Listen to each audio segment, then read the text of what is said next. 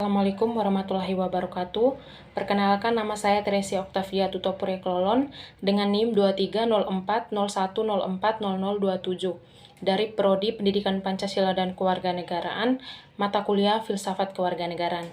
Di sini saya akan menjawab beberapa pertanyaan yang diberikan terkait dengan artikel Haryat Moko yang berjudul Warga Negara Kompeten versus Oligarki.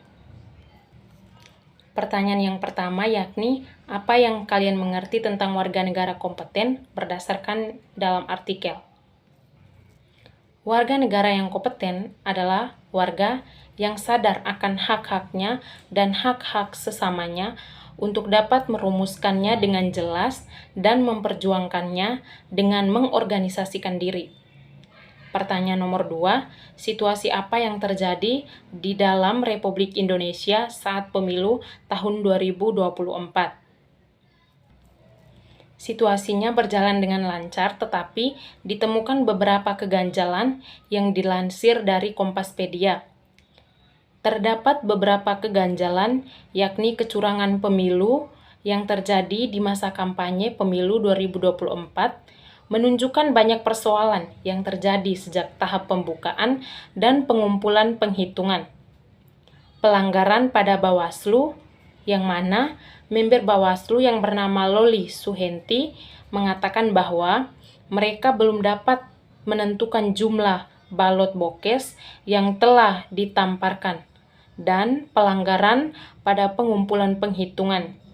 DEEP Indonesia mencatat bahwa terdapat beberapa kasus pengumpulan penghitungan yang tidak dapat dilakukan secara lengkap.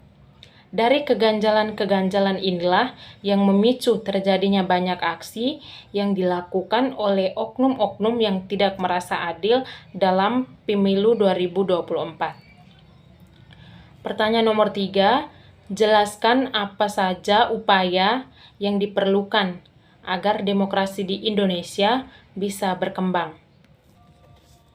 Yang pertama, membangun politik yang berdasarkan nilai-nilai kepribadian bangsa Indonesia seperti Pancasila untuk menciptakan demokrasi yang sesuai dengan kepribadian bangsa Indonesia. Peningkatan tingkat pendidikan yang perlu mengembangkan tingkat pendidikan yang memadai untuk mengurangi ancaman primordialisme dan klientelisme, dan membantu masyarakat menggunakan daya pikir yang lebih rasional dan kritis. Meningkatkan partisipasi politik untuk memperkuat demokrasi yang ada di Indonesia. Peningkatan transparansi dan akuntabilitas pemerintah untuk memastikan kebebasan berpolitik yang lebih nyata. Peningkatan kualitas lembaga-lembaga demokrasi dan indeks demokrasi, meningkatkan kemampuan musyawarah dan membangun politik yang political, vibrant, civil society. Pertanyaan nomor 4, mengapa warga negara itu harus kompeten di dalam konteks republik? Warga negara harus kompeten di dalam konteks Republik Indonesia karena oligarki atau kelompok yang memiliki kekuasaan dan kekayaan besar dapat mengganggu demokrasi dan kesejahteraan sosial. Warga negara harus memahami kebutuhan warga negara lainnya, mana bisa merumuskan kebutuhannya dan bisa memberi saksi.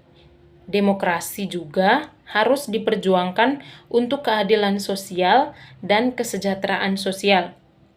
Warga negara harus memiliki konsistensi dan harus bisa memberi saksi untuk berbagi ilmu pengetahuan, ilmu, dan pengalamannya kepada warga negara lainnya. Pertanyaan nomor 5, bagaimana mewujudkan warga negara yang kompeten? Haryat Moko mengatakan bahwa warga negara kompeten dapat diwujudkan melalui beberapa cara, yakni warga negara harus memiliki sikap politik yang berdasarkan informasi yang memadai, serta bisa memperjuangkannya sebagai warga negara. Warga negara harus memiliki tatanan yang kompeten seperti membentuk masyarakat yang kompeten dan memiliki sikap politik berdasarkan informasi yang memadai. Warga negara harus memiliki kemampuan untuk berpartisipasi aktif untuk penyelenggaraan pemilu yang lebih baik.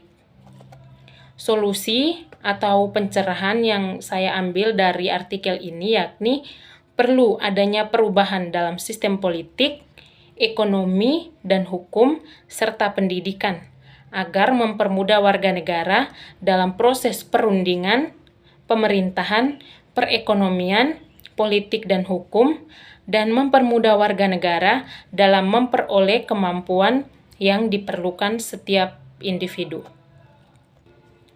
Sekian dari saya. Assalamualaikum.